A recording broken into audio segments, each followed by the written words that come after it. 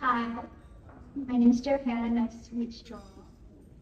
All my life, my mom would drive home the fact that human beings we have free will. This was something that I would brush off, thinking I understood what she was saying, but never truly grasped the weight of the words. The power of making my own decisions was not something I felt I mastered until I came to know Jesus. When I was younger, elementary school age specifically, I heavily struggled with telling people no. I felt an obligation to serve those who never served me, which resulted in the development of my confidence being stunted, and the loss of a few desserts during lunchtime as well. As I got older, this problem got better. I started giving speeches and got involved in my school's theater program. In short, I grew a backbone. I learned to say no. However, when one problem was solved, another would take its place. When I finally started to get invested in theater and began to find my voice, COVID-19 hit. The world was sent into a pandemic and we were locked in our houses for weeks, then months, which took a toll on my mental health. I struggled a lot with depression and other things as well. Throughout all of this, my mom would remind me of one thing: you have free will.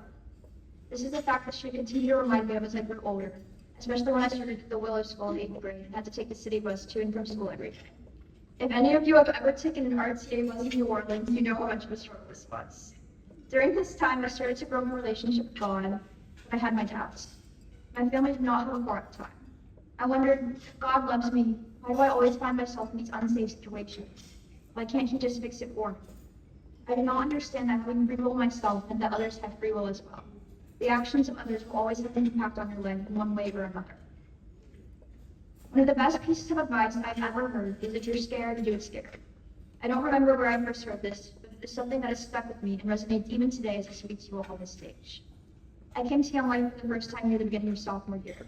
I saw a photo of Hub and my friend Bella was in it, so I asked her about it. She brought me to campaigners one day at lunch, and I liked it enough to keep coming back. My first club was Christmas Club, and I got to meet some people from other schools who are also involved with Young Life. When I first started coming to Young Life events, I was incredibly nervous. I did not grow up religious, as my parents are atheists. It never discouraged me from believing in God, again, free will. But I'd never gone to church, and I had never opened the Bible. I first experienced God when I was scared in the darkness a little bit. My sister actually would tell me to just pray. She would soon fall away from this practice, but as I have grown my faith, she has followed suit, and I could not be prouder. I was scared about coming to Young Life. I was worried that I would be judged for not knowing a lot about the Bible, that I did not grow up going to church, or for finding my religion on my own rather than through my parents. I could not have been more wrong. The third club I went to was Camp Club. Nothing in particular was different at this club from any of the others aside from theme. Yet, for some reason, it felt like a new world had opened up to me. I felt like I was home. The people I have met through Young Life become some of my best friends, and I'm not giving up this experience for the world. I started going to everything: campaigners, club, and camp. This summer, I got to spend a week at Carolina Point. They often tell you that Young Life Camp is going to be the best week of your life, but I thought they were exaggerating. They were not. That week changed my life for the better.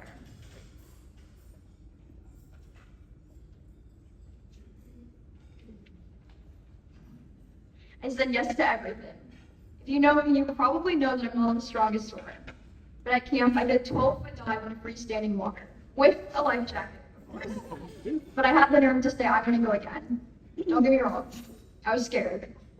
Actually, I was terrified. But instead of backing down, I trusted God, and I did it scared. This week tested my limits, but it let me see how much my body could do. It let me see the strength that God has blessed me with. Most importantly, though, it gave me time to release the stressors of my life and focus on growing my relationship with Jesus. My mom has always made sure I knew that I had free will. It's something I'm very thankful she has let me exercise in a way that most other parents don't with their children. I grew up very independent. I've always been incredibly self-sufficient, making my own dinners at my dad's house when I was younger, getting myself to and from school in 8th grade, and raising my Chihuahua Aster basically on my own during COVID. However, as I've strengthened my faith in God, I've learned that it is okay to not always be independent. He wants us to rely on Him. Having a community is imperative in order to thrive. I've found my community, but not only that, I've found my family. That family is Young Life. I cannot choose a better way to exercise the free will I have been blessed with than choosing to say yes to them, yes to facing my fears, and saying yes to Jesus. Thank you.